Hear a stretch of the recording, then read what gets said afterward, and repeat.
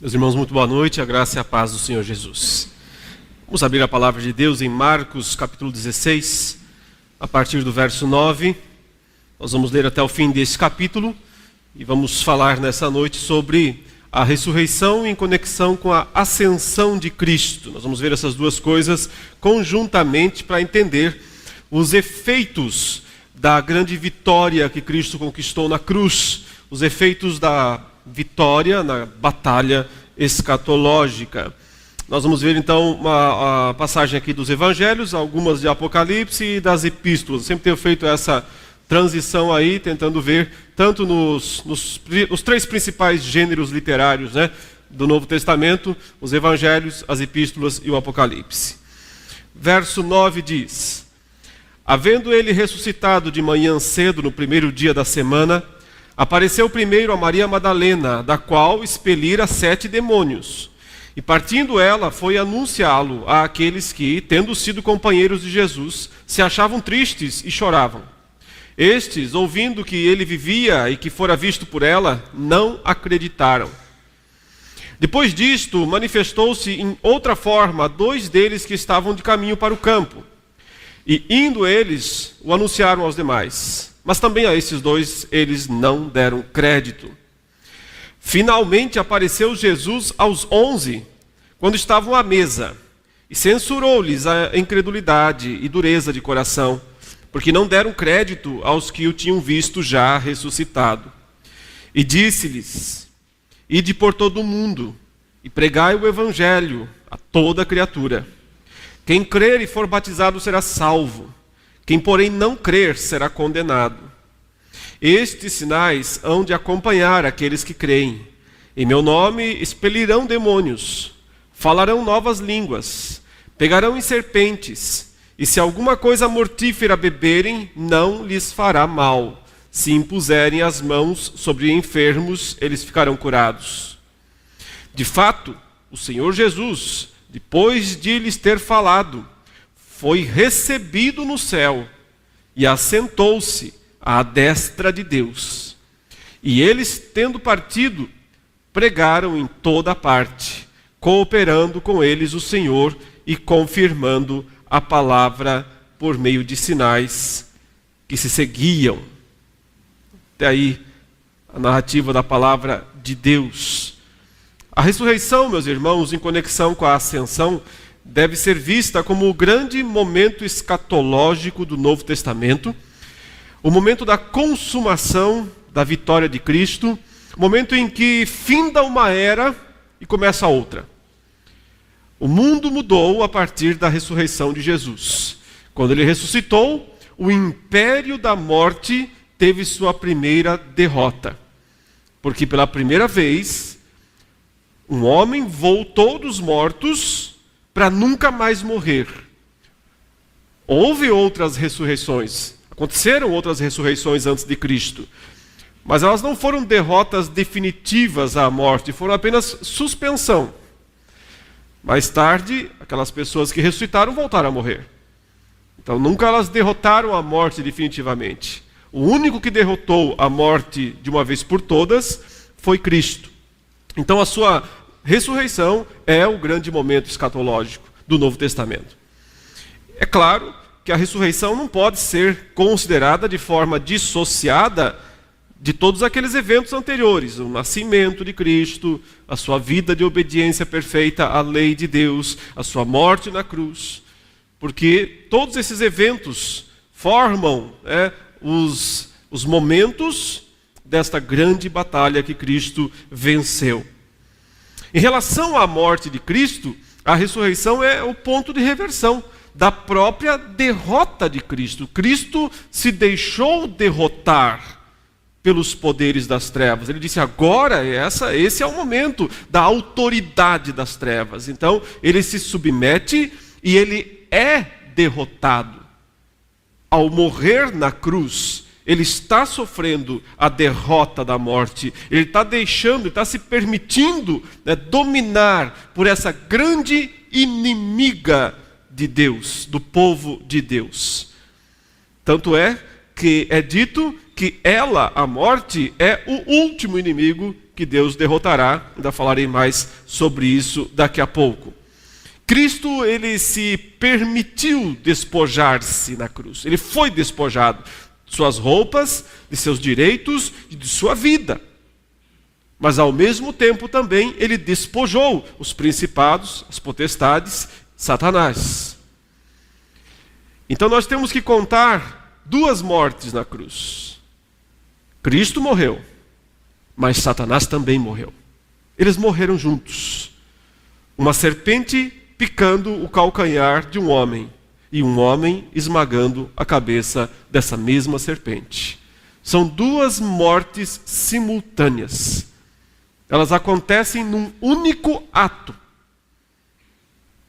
Quando a serpente pica o calcanhar do homem, o homem morre, mas ao morrer, ele cai sobre a serpente e a esmaga. 2 mortes, portanto, acontecem na mesma cruz. A diferença está justamente 3 dias depois. Apenas um deles retorna.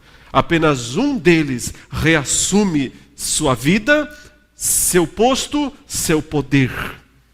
A ressurreição de Cristo é o ponto de reversão da sua derrota anterior. Mas não há uma ressurreição de Satanás. Por isso, ele segue morto, no sentido de seus direitos terem sido cassados, sua autoridade ter sido removida dele. Ele foi despojado dessa autoridade. Ele continua derrotado, enquanto que Cristo, ao ressuscitar, ele reverte totalmente os efeitos da morte, mas garante a continuidade dos efeitos da sua vitória contra o grande inimigo.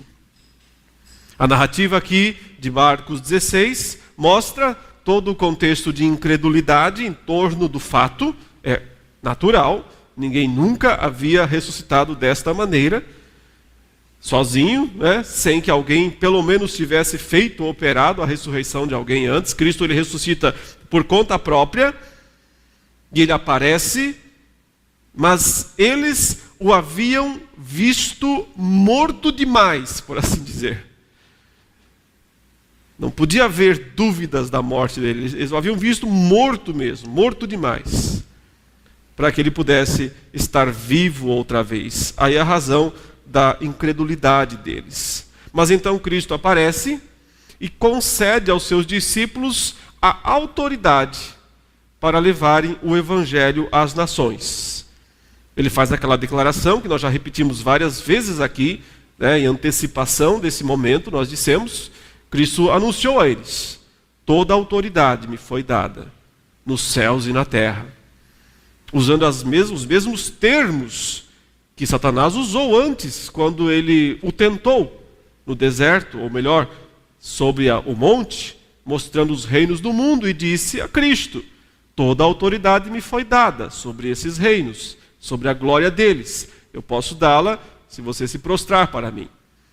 A recusa de Cristo foi uma decisão de seguir o caminho árduo, o caminho da morte, de se submeter ao poder das trevas.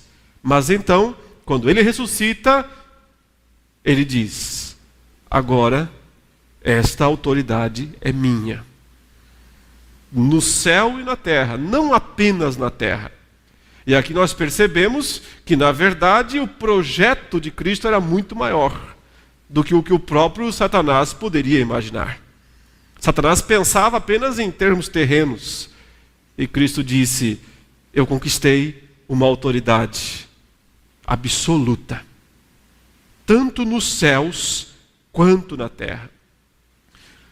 Esse momento, na verdade, em que ele conquista a autoridade tanto nos céus quanto na terra, tem que ser identificado como o momento da ascensão, quando ele volta para os céus. Marcos finaliza a narrativa falando isso. E depois que ele deu todas essas provas aos discípulos, ele foi recebido lá nos céus. É interessante essa expressão, que Marcos diz: foi recebido no céu. e assentou-se à destra de Deus. Aqui nós temos a descrição, marcana de Marcos, da coroação de Cristo. Esse ser recebido é: o rei voltou. O retorno do rei, ele voltou. Voltou aos céus primeiramente, para estabelecer o seu reino lá em cima. A segunda vinda será o momento de consumar o seu reino também aqui embaixo. Por isso, Cristo não começará a reinar na segunda vinda. Ele começou a reinar na ressurreição e na ascensão, quando ele retornou para o céu. Ele retornou para o céu para garantir que os seus discípulos fossem eficientes, eficazes na obra de evangelizar o mundo. Ele voltou aos céus e então, de posse da autoridade suprema sobre céus e terra, ele concede à sua igreja o poder necessário para que ela cumpra a missão. É assim que começa o livro de Atos. Senhor, será esse o tempo em que restaures o reino a Israel? Mesmo após a ressurreição, os discípulos ainda estão pensando num reino localizado, pequenininho, numa nação, que eles pudessem ser príncipes, reis ali da nação. E Cristo diz: o meu reino é muito maior do que isso. Vocês vão receber poder ao descer sobre vós o Espírito Santo, e sereis minhas testemunhas em Jerusalém, Judeia, sim, porque Israel não está descartado, Israel não foi colocado para fora, Israel não foi extirpado do reino, em Jerusalém, na Judeia, mas Israel não é mais sinônimo de reino, porque o reino agora é muito maior do que isso. Então ele diz: e em Samaria, e até os confins da terra. Os discípulos então recebem em Atos 2, no dia de Pentecostes, o Espírito Santo, dessa forma nova. E eu já disse em que sentido aqui ela é nova. É justamente no sentido de capacitação, não de regeneração, mas de capacitação para serem testemunhas em Jerusalém, Judeia, Samaria e até aos confins da terra. Para exemplificar e garantir esse testemunho, eles recebem um dom específico, que não é nem o maior nem o menor dos dons, apenas ele é o estereótipo do que Deus está querendo demonstrar em Atos 2. Ele dá o dom de línguas, de falar as línguas das nações, as línguas dos povos.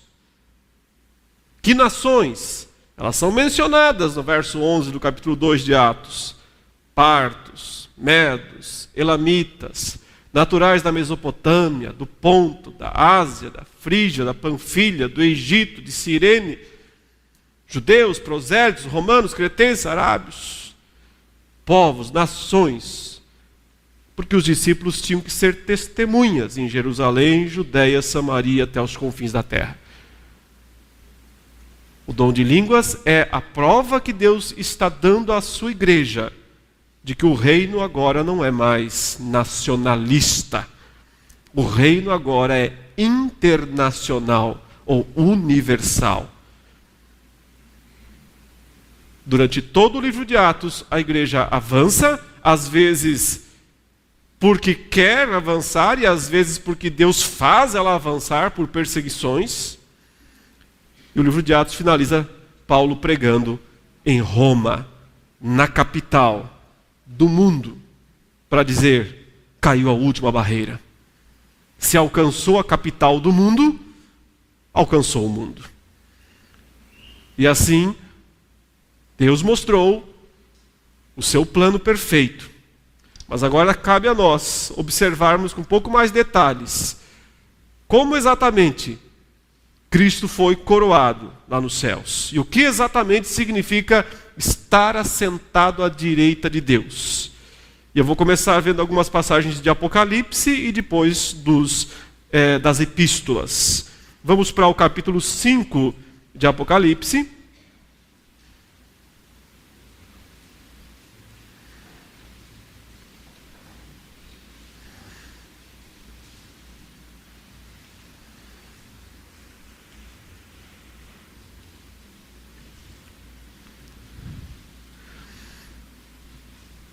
O Apocalipse, meus irmãos, é um livro extraordinário. As pessoas normalmente não compreendem o Apocalipse porque elas o leem com uma orientação errada.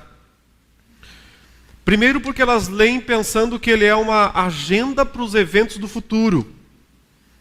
E aí elas tentar fazer uma leitura da adivinhação do que vai acontecer amanhã. Ou nos séculos futuros. Ele simplesmente não foi escrito para isso. E esse é um dos problemas pelas quais as pessoas não entendem muita coisa quando leem. Em segundo lugar, elas não entendem muita coisa quando leem, porque elas tentam de alguma forma ver o mundo que elas enxergam dentro do livro. Elas tentam empurrar a realidade imediata, os acontecimentos aqui, hoje, agora, e tentam encaixá-lo dentro do livro. Fizeram isso ao longo dos 2000 anos e erraram.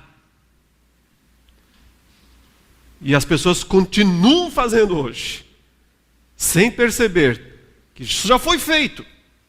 As pessoas do século 3, 4, 5, 10, 15, 16, todas tentaram ver a sua época dentro do livro.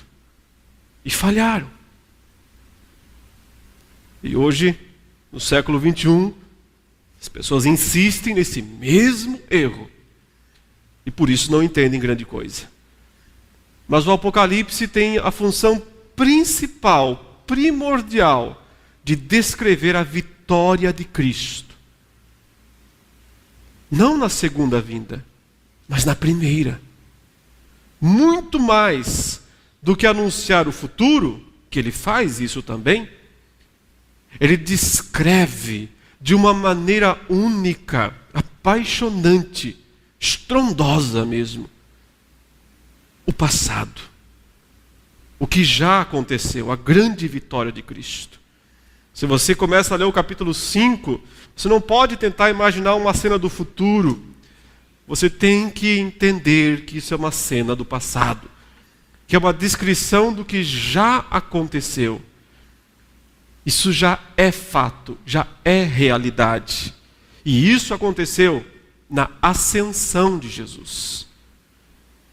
Quando ele voltou aos céus, João diz: vi na mão direita daquele que estava sentado no trono um livro, escrito por dentro e por fora, de todo selado com 7 selos. Vi também um anjo forte que proclamava em grande voz: quem é digno de abrir o livro e de lhe desatar os selos? Ora, nem no céu, nem sobre a terra, nem debaixo da terra, ninguém podia abrir o livro, nem mesmo olhar para ele. E eu chorava muito, porque ninguém foi achado digno de abrir o livro, nem mesmo de olhar para ele. A cena é simples. O trono de Deus está ali, a figura do Pai está ali, e a figura de um livro selado, com 7 selos, ele está lacrado, ele tem 7 lacres. Está na mão de Deus. Por 2 vezes o texto diz: não tem ninguém digno. Digno, esta é a palavra. Digno quer dizer que tem autoridade para fazer isso. Que tem legitimidade para fazer isso. E por isso o livro está lá, fechado, lacrado. Mas então será apresentado perante todos a pessoa que conquistou a autoridade, dignidade, legitimidade para pegar esse livro e para abri-lo. O que é esse livro? Um livro O símbolo é de conhecimento, de conteúdo. Mas na figura da mão de um rei, parecem mais decretos, determinações. Na figura de alguém que está num trono, representa um plano de governo, representa um propósito para o reino.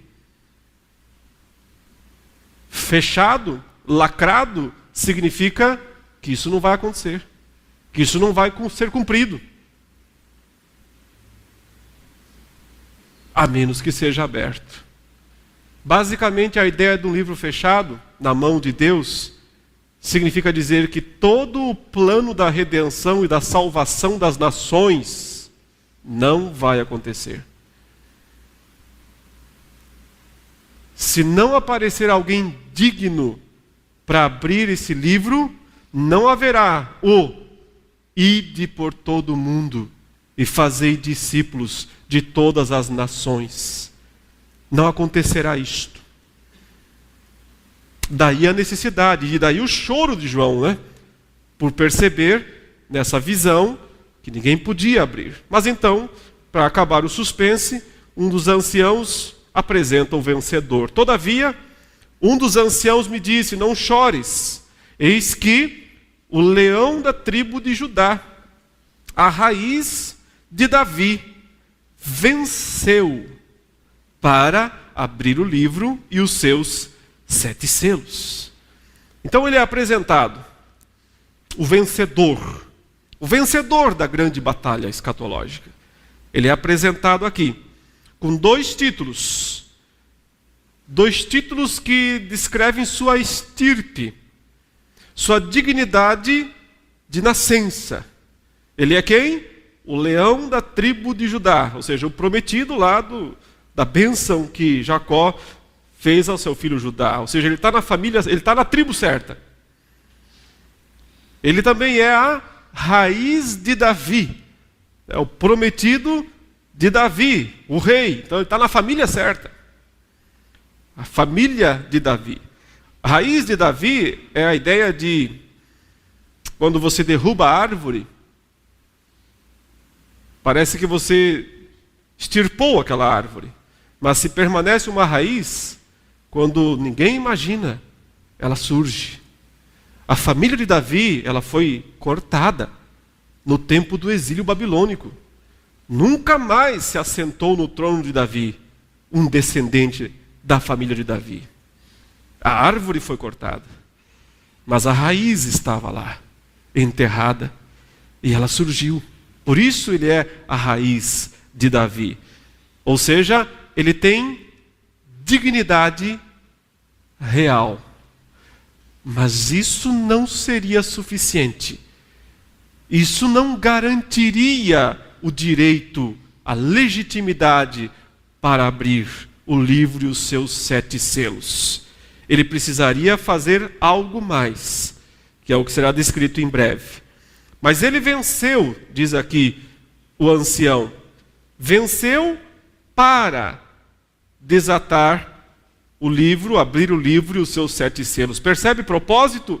Venceu para, ou seja, sempre foi essa o seu objetivo. Desde que ele pôs o pé aqui nesse mundo, o objetivo era voltar lá em cima e pegar esse livro, para abrir esse livro. Por isso ele fez tudo o que ele fez. Então vem a descrição do vencedor. Então vi, no meio do trono e dos 4 seres viventes e entre os anciãos de pé, um cordeiro como tendo sido morto. Aqui está a razão última da sua dignidade. Não é só uma questão de estirpe, não é só estar na tribo certa, não é só estar na família certa, é ter sido o cordeiro certo, aquele que precisava morrer pelos pecados. Por isso ele aparece aí como um cordeiro que foi morto. E aqui nós temos um dos grandes paradoxos do Apocalipse, porque ao mesmo tempo ele é um cordeiro, o termo aqui, como tendo sido morto, é mais uma vez uma palavra só na língua grega, né?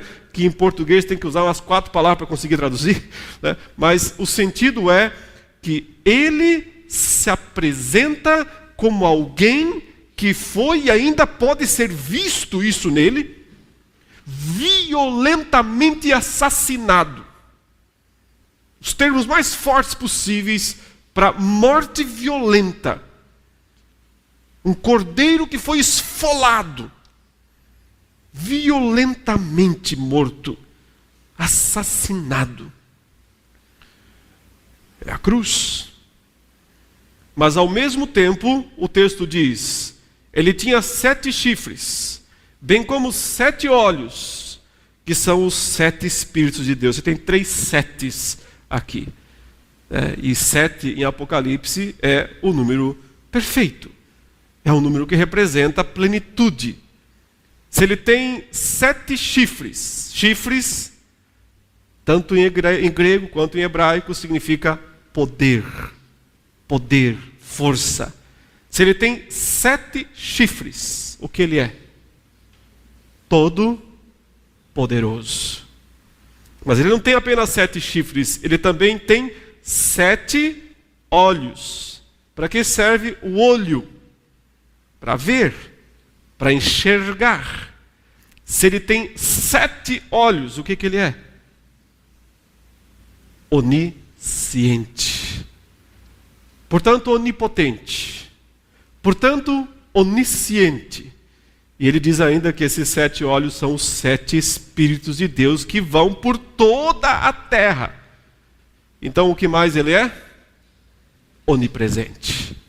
Onipotente, onisciente, onipresente. E ao mesmo tempo, um cordeiro violentamente assassinado. Isso é paradoxo. Ele sempre se apresenta assim em Apocalipse, em poder, em glória, em majestade e em humildade, em fraqueza, em sofrimento.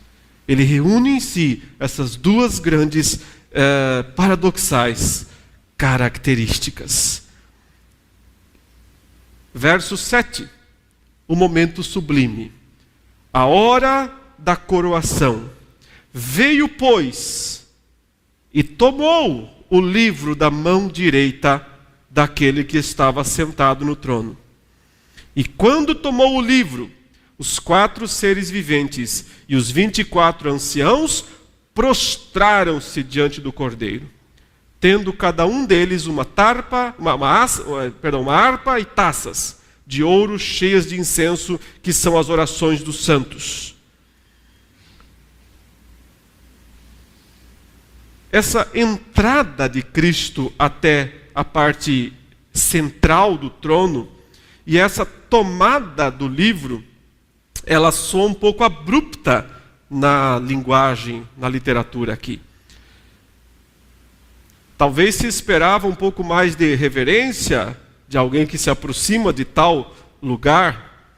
Talvez se esperava que ele se apresentasse e esperasse que o Pai desse para ele o livro, mas o texto diz que ele entra e toma, pega, toma posse da bênção,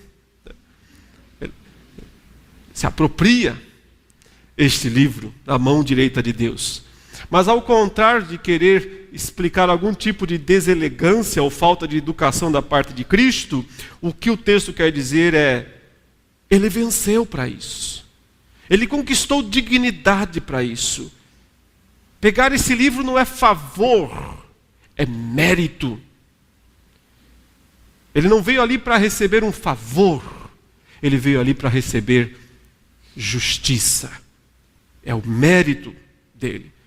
Por isso ele não precisa pedir, por isso ele pega. E quando ele pega, no exato momento em que o livro passa para a mão dele, começa uma série de prostrações perante ele. Todos os seres celestes vão cair como dominó perante ele. Isso é reconhecimento de que agora quem reina é o Cordeiro. Agora quem reina é Cristo. Quando o Pai permite que o Filho pegue o livro, o Pai está dizendo, agora o reino é seu. Quem manda agora nos céus e na terra é você. E é por isso que todas as criaturas do céu então se prostram para Ele. Porque reconhecem a transferência de autoridade, a transferência de poder, a transferência do reino. Nesse exato momento, quem está reinando, tecnicamente, não é mais o Pai. Nesse exato momento, quem está reinando nos céus e na terra, tecnicamente, é o Cordeiro. E esses que se prostraram, que são os 4 seres viventes e os 24 animais, eles entoam, 24 anciãos, né? Eles entoam um novo cântico dizendo: digno, aí está a palavra, digno és de tomar o livro e de abrir-lhe os selos. Por quê? Porque ele é digno. Porque foste morto. E com o teu sangue compraste para Deus os que procedem de toda tribo, língua, povo e nação. E para o nosso Deus os constituíste reino e sacerdotes, e reinarão sobre a terra. Por que ele pode abrir o livro? Porque ele foi morto. E o sangue dele foi o pagamento de uma dívida, e ao mesmo tempo de um resgate. E portanto ele adquiriu um povo para si. Um povo que procede de todas as tribos, raças, línguas e nações. Portanto, o conteúdo do livro. O que o livro profetizava, o que o livro indicava, os decretos que o livro continha de alcançar aqueles que procedem de todas as tribos, raças, línguas e nações. Vi e ouvi uma voz de muitos anjos ao redor do trono, dos seres viventes e dos anciãos, cujo número era de milhões e milhares de milhares, proclamando em grande voz, primeira palavra, digno. 2 vezes foi perguntado lá, quem é digno? 2 vezes é respondido aqui, tanto pelos seres viventes, pelos anciãos, como por todos os restantes dos anjos. O Cordeiro é digno. Digno é o Cordeiro de receber, conte aí, quantos atributos? O poder, riqueza, sabedoria, força, honra, glória e louvor. 7. Ou seja, ele agora é reconhecido plenamente como o Rei divino, como o Rei dos céus e da terra. Então ouvi que toda criatura que há no céu e sobre a terra, debaixo da terra e sobre o mar, e tudo que neles há, estava dizendo àquele que está sentado no trono, o Pai, né, do capítulo 4, e ao Cordeiro, o Redentor, do capítulo 5, seja o louvor, a honra e a glória e o domínio pelos séculos dos séculos. E os 4 seres viventes respondiam amém. Também os anciãos prostraram-se e adoraram. E mais do que depressa, o Cordeiro abre o primeiro selo do livro. E o que acontece então? Sai um cavalo branco e um cavaleiro.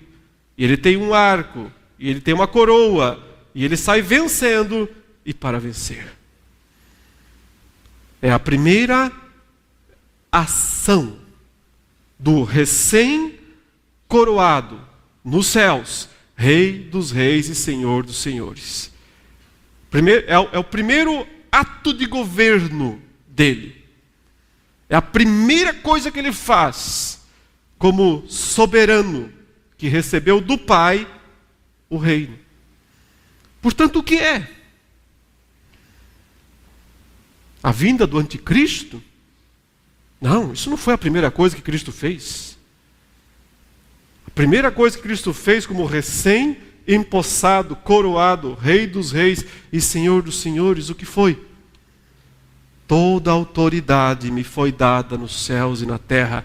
Vão por todas as nações. Preguem o Evangelho. Sejam minhas testemunhas em Jerusalém, Judeia, Samaria, até os confins da terra. Nada pode deter o avanço do Evangelho. Ele é o cavaleiro branco, vitorioso e para vencer. Vitorioso porque ele tem já a vitória de Cristo. É o mesmo termo usado para Cristo. Ele venceu para abrir o livro e os seus 7 selos. Por isso o Evangelho é vitorioso.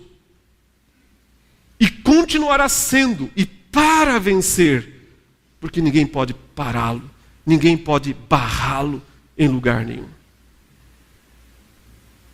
É o modo apocalíptico de descrever Mateus 28, 18 a 20. Porque as pessoas não entendem isso, porque ao invés de olhar para a Bíblia, elas tentam interpretar o Apocalipse olhando para o mundo. E começam a ver tanques de guerra aqui, começam a ver jatos, e começam a ver, daqui a pouco, naves espaciais. Eis a razão dos problemas com esse livro.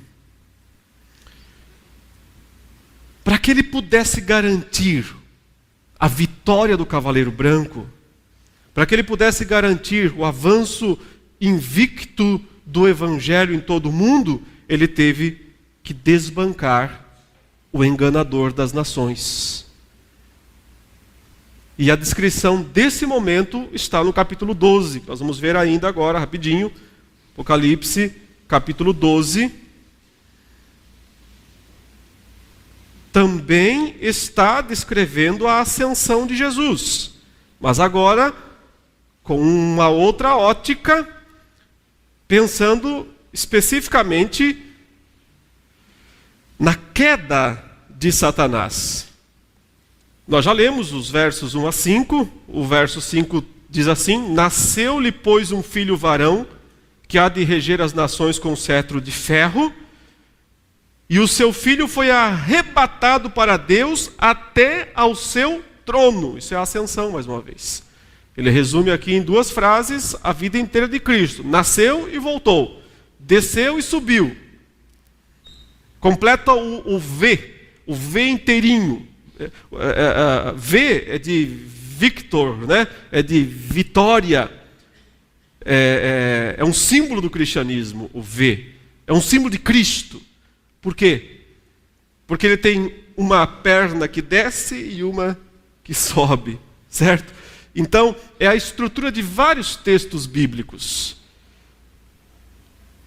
Por exemplo, Cristo não usou, não julgou como usurpação o ser igual a Deus, antes a si mesmo se esvaziou, tornando-se em forma humana, forma de servo, foi obediente até a morte e morte de cruz. Ou seja, você vê os degrauzinhos? Ele vai descendo, descendo, descendo, descendo, descendo. Aí ele começa a subir. Pelo que Deus o exaltou sobremaneira. Ele deu um nome que está acima de todo nome, para que o nome dele se dobre todo o joelho, no céu, na terra, debaixo da terra, e toda língua confesse que Jesus Cristo é o Senhor, para a glória de Deus, o Pai. Isso é um V completo. O credo apostólico que foi lido aqui é isso também. Nasceu da Virgem Maria, padeceu sob Pôncio Pilatos, foi crucificado, morto, sepultado, desceu ao Hades, ressurgiu dos mortos ao 3º dia, subiu aos céus, à direita de Deus, de onde há de vir para julgar os vivos e os mortos. A ideia de uma perna desce, outra perna sobe. E aqui nós temos exatamente isso, Nasceu-lhe um filho varão, que há de reger as nações, e o seu filho subiu. Foi arrebatado até ao seu trono. Aquele outro texto também de 1 Timóteo 3,16, grande é o mistério da piedade. Aquele que foi manifestado na carne, justificado em espírito, pregado entre os gentios, contemplado por anjos, pregado entre os gentios, crido no mundo, recebido na glória. É um V também. Então, é um dos estilos literários do Novo Testamento para descrever Cristo, Por isso que os símbolos, o peixinho lá, o ictus, abreviaturas, os cristãos tinham essas coisas para poder gravar mais facilmente o que Cristo fez. Mas ele subiu aos céus e o resultado direto foi o verso 7. Houve peleja no céu. Miguel e os seus anjos pelejaram contra o dragão, também pelejaram o dragão e seus anjos, todavia não prevaleceram, nem mais se achou no céu o lugar deles. E foi expulso o grande dragão, a antiga serpente, que se chama Diabo e Satanás, o sedutor de todo o mundo. Sim, foi atirado para a terra, e com ele os seus anjos. Então ouvi grande voz do céu proclamando: agora veio, veja os termos aí, né? A salvação, o poder, o reino do nosso Deus e a autoridade do seu Cristo. Pois foi expulso. Quem? O acusador de nossos irmãos, o mesmo que os acusa de dia e de noite diante do nosso Deus. Eles, pois, o venceram por causa do sangue do Cordeiro e por causa da palavra do testemunho que deram. Ou seja, não basta apenas se dizer crente para se beneficiar do sacrifício de Cristo e da absolvição jurídica que ele conquistou. Também tem que ser testemunha. E mesmo em face da vida não amaram a própria vida. Por isso, em face da morte não amaram a própria vida. Por isso festejai aos céus, e vós os que neles habitais. Ai da terra e do mar, pois o diabo desceu até vós, cheio de grande cólera, sabendo que pouco tempo lhe resta. A derrota de Satanás no céu é apenas o resultado, a consequência da sua derrota na cruz. Se ele não tivesse sido derrotado na cruz, ele não podia ser expulso do céu.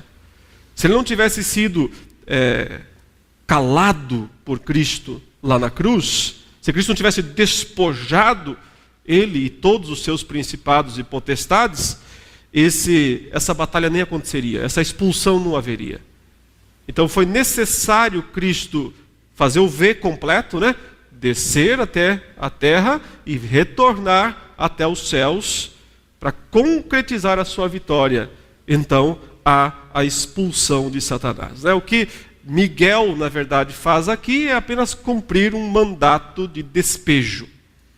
Chegou a hora de tirar dali esse usurpador.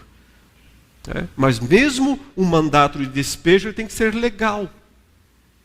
Ele tem que cumprir a lei. Ele tem que ser juridicamente perfeito.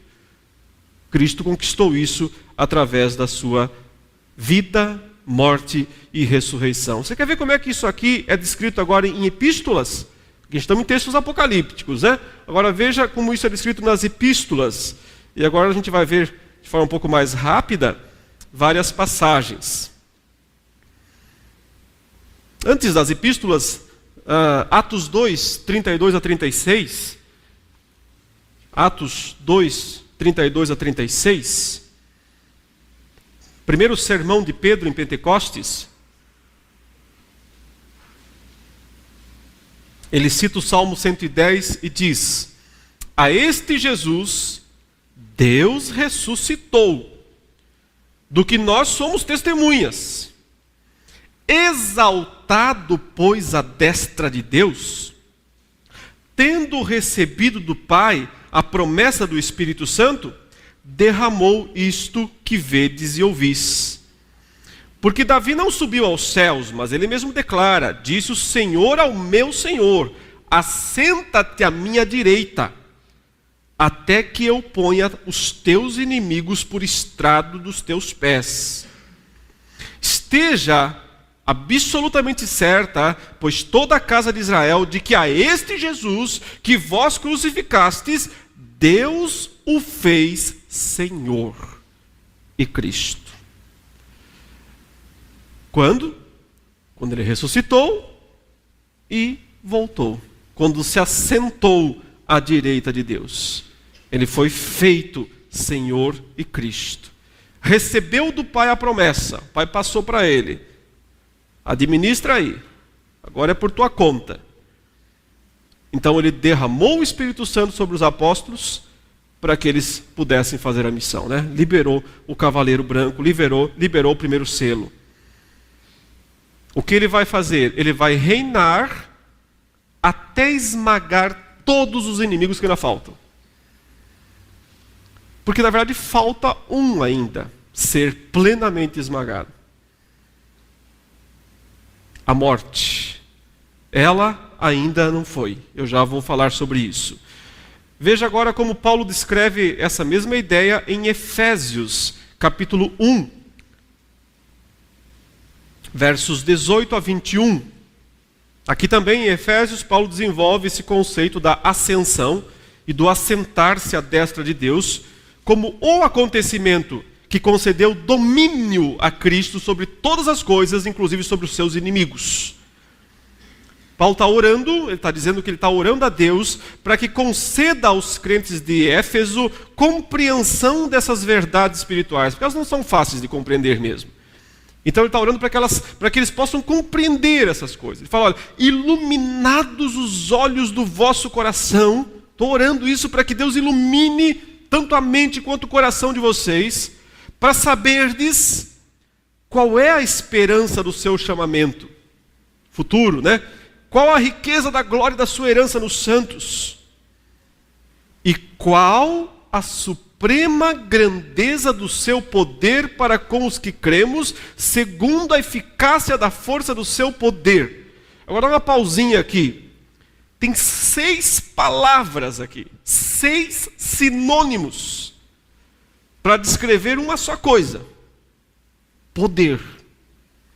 Ele fala, qual é suprema grandeza do seu poder, eficácia da força do seu poder. Esse último poder é diferente do primeiro, no grego são palavras diferentes. São 6 palavras diferentes para descrever uma mesma coisa. Acho que ele estava querendo enfatizar, né?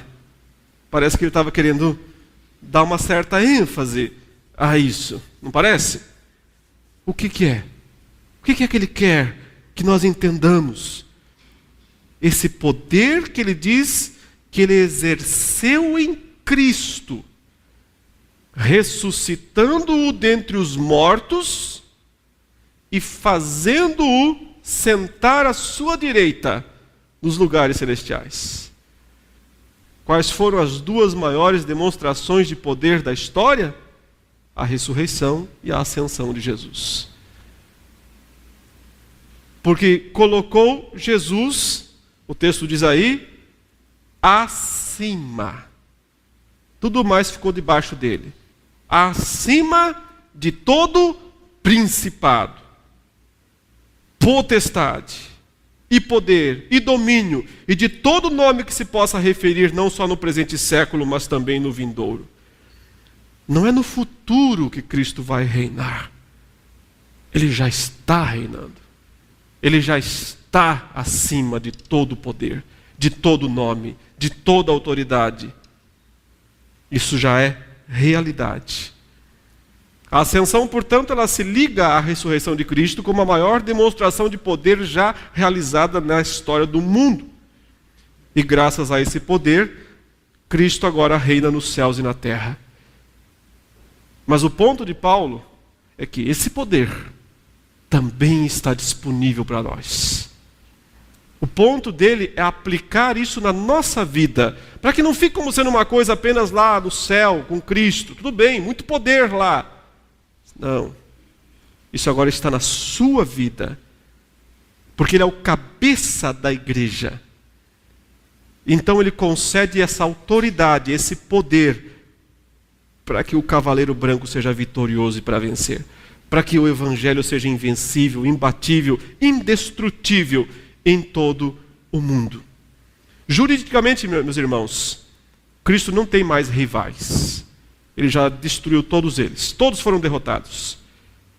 Graças a isso, o seu nome foi elevado acima de todos os nomes, obrigando todos a se ajoelharem perante ele, a reconhecer o seu senhorio. Filipenses 2 não é do futuro, é do presente. Agora mesmo, todo nome, todo joelho tem que se dobrar diante dele. É evidente que alguns o fazem de boa vontade, e outros, ainda que seja por imposição, como são os principados e as potestades. Olha o verso 22. Pôs todas as coisas debaixo dos pés, e para ser o cabeça sobre todas as coisas, o deu à igreja, a qual é o seu corpo, a plenitude daquele que a tudo enche em todas as coisas. Então, graças à entronização de Cristo no céu, quando ele subiu para lá, agora ele é o cabeça da igreja na terra. E ela, a igreja, compartilha daquele poder que o fez surgir dos mortos e subir aos céus. Portanto, a igreja também agora é esse rolo compressor que vai esmagando todos os seus inimigos.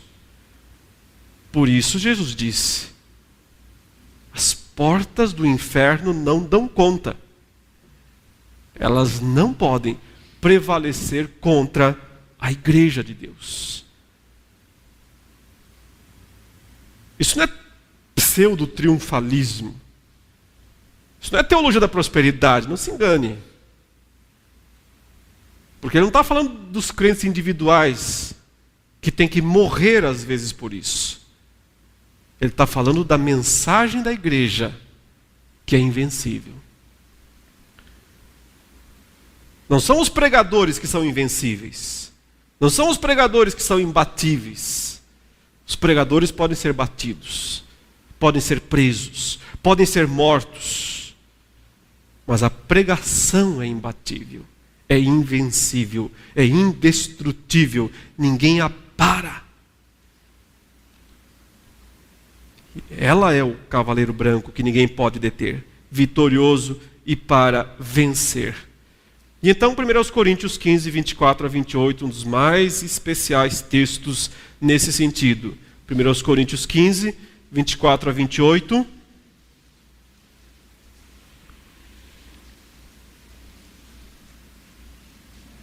E então virá o fim. Quando? Quando ele devolver o reino ao Pai. Quando ele entregar o reino ao Deus e Pai. Quando devolver o livro. E quando é que isso vai acontecer? Quando houver destruído todo o principado, bem como toda a potestade e poder, que é o estilo de lançá-los no lago de fogo. Porque convém que ele reine até que haja posto todos os inimigos debaixo dos pés. O último inimigo a ser destruído é a morte. Porque todas as coisas sujeitou debaixo dos pés. Isso já é realidade. Mas quando diz que todas as coisas lhe estão sujeitas, certamente exclui aquele que tudo lhe subordinou, aquele que deu o livro. Quando, porém, todas as coisas lhe estiverem sujeitas, então o próprio Filho também se sujeitará àquele que todas as coisas lhe sujeitou, para que Deus seja tudo em todos. Esse texto é muito especial, né? Porque ele está nos dizendo quando é que começa e quando é que termina o reino de Cristo. Esse reinado tem início e fim. Quando é que ele pegou o livro e quando é que ele vai devolver o livro ao Deus e Pai. E quando é? Muitos irmãos, e eu os respeito evidentemente na sua fé, pensam que Cristo vai começar a reinar quando ele voltar, na segunda vinda, que então vai haver um milênio de 1000 anos aqui na terra, e que só no final, então, desses 1000 anos, Cristo vai então devolver o reino ao Pai. Mas o texto está dizendo que ele vai reinar até que o último inimigo seja morto, destruído. E o último inimigo é a morte. A morte é destruída quando Cristo volta. Quando a igreja ressuscita, quando todo o povo de Deus ressuscitar na segunda vinda de Jesus, acabou o reino de Jesus, não começou. A segunda vinda de Cristo não é o começo do seu reino, é o fim dele. É quando ele conclui a sua tarefa, a sua obra, o seu trabalho, derrota o último inimigo, que é a morte, ressuscita a igreja, portanto, ele é as primícias, a igreja é a colheita, que é o que Paulo está falando aqui no capítulo 15. Ressuscitou a igreja, mandou todos os principados e potestades para o lago de fogo. O filho diz: pronto, papai, pega o livro aí de volta. Encerrei o trabalho. Não há mais o que fazer. Não há mais inimigo para ser derrotado. Não há mais inimigo para ser esmagado. Então ele se sujeita ao Pai, para que Deus seja tudo em todos. Cristo, meus irmãos, portanto, já derrotou e despojou os principados e potestades na cruz. Mas eles não foram ainda banidos para o local da eterna condenação. Do mesmo modo, Cristo já derrotou a morte em si mesmo na ressurreição. Porém, ela ainda não foi removida da criação de Deus. Portanto, sua tarefa agora é a de consumar esta vitória. O sentido em que isso é um processo deve-se exclusivamente ao fato de que o método de expansão do reino é a pregação do Evangelho, através do testemunho dos discípulos. Por isso é permitido ainda que esses inimigos fiquem neste mundo, apesar da derrota deles já ter acontecido. Eles aguardam apenas a execução conquistada por Cristo. Hebreus 10, 12 e 13 também fala isso. Jesus, porém, tendo oferecido para sempre um único sacrifício pelos pecados, assentou-se à destra de Deus, aguardando daí em diante até que seus inimigos sejam postos por estrado dos seus pés. O que todas essas passagens e muitas outras que ainda não pude ler falam para nós? Quão importante foi a ascensão de Jesus. Como isso é fundamental. A subida dele aos céus, o início do reino, o início do pôr todos os inimigos debaixo dos pés. Como isso tem implicações práticas para nós, que somos seus discípulos, capacitados a viver uma vida vitoriosa. E viver uma vida vitoriosa não é uma vida mundanamente vitoriosa, mas uma vida espiritualmente vitoriosa. Significa compartilhar da autoridade de Cristo aqui nesse mundo, de ser um embaixador de Cristo. E se somos embaixadores é porque o reino já existe. Nós somos embaixadores de um reino que não é este mundo. Ainda não. Cabe, portanto, a nós usarmos a autoridade, o poder que Cristo conquistou para nós. Vão, ele diz, e preguem. Isso é simplesmente infalível. Ninguém pode deter. Ninguém pode impedir. A mensagem do Evangelho cumprirá seu papel até o último dia. E quando o último eleito for salvo, então virá o fim. Mas até lá, a nossa tarefa não acabou. Por isso, escatologia é algo extremamente prático. Entender essas coisas muda o modo como vemos o mundo. Muda o modo como vemos a igreja. Muda o modo como esperamos o futuro. Mas especialmente, muda nossas ações no presente. Oremos. Te pedimos a graça, Senhor Deus, de sermos tuas testemunhas. Concede-nos a autoridade, o poder de Jesus Cristo, nosso Senhor, para que nós sejamos testemunhas fiéis e verdadeiras, como Cristo é. E deste modo, participarmos dessa tão honrosa missão. Concede, Senhor, que nós sejamos eficientes, eficazes no nosso testemunho, que nós não envergonhemos o Evangelho e nem nos envergonhemos dele, porque ele é o poder de Deus para a salvação de todo o que crê. Dá-nos ânimo, ousadia, poder para sermos proclamadores desta mensagem santa, a única que pode redimir o homem dos seus pecados. Muito obrigado, Senhor Deus, porque o Senhor tem feito isso na vida de tantos irmãos e irmãs aqui. E que o Senhor continue a usá-los para a tua própria glória. Em nome de Jesus. Amém.